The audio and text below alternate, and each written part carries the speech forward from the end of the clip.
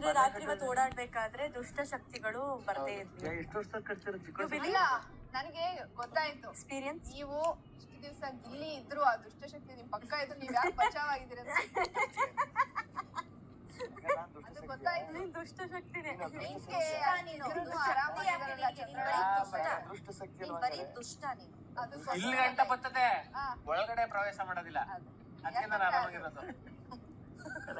ಚಿಕ್ಕ ವಯಸ್ಸಲ್ಲಿ ಕಟ್ಟಿರ್ದ ಯಾವ್ದ ಇದು ಯಾವಾಗ್ಲೂ ನಿನ್ಗೆ ಕುಕ್ಕವೆಲ್ಲ ತುಂಬಾ ಹಳೇದಾಗ್ಬಿಟ್ಟದೆ ಕಣ. ಅದಕ್ಕೆ ಬಣ್ಣ ಹಳೇದಾದ್ರೆ ಶಕ್ತಿ ಜಾಸ್ತಿ. ಬಣ್ಣ ಹೋಗ್ಬಿಟ್ಟದೆ. ನಾನು ಹಂಗ ಅನ್ಕೊಂಡಿರ್ಲಿಲ್ಲ. ಕಸ ಗುಡಿಸ್ತಾನಲ್ಲ ಅದಕ್ಕೆ ಕೂದಲೆಲ್ಲ ಅಂಟ್ಕೊಂಡಿರ್ಬೇಕು.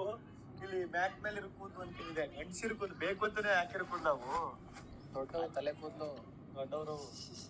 ನೀ ಇಷ್ಟೊಂದು ಅಮಾಯಕನಾಗಿದ್ದೆ ನಿಜವಾಗ್ಲು.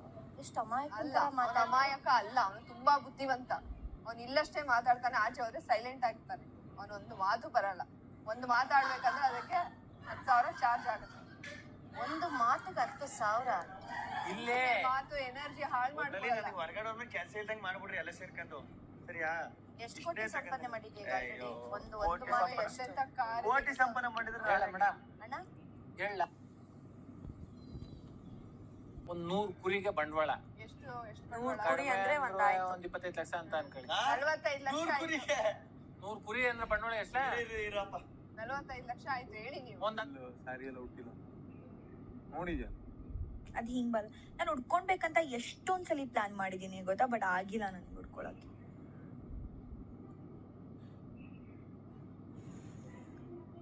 ಕೊಳ್ಳೋಣ, ಬಟ್ ಅದಕ್ಕೆ ಆದಂತ ಬೇರೆ ತರ ಸ್ಯಾರಿ ಬರತ್ತಾ ಇಲ್ಲ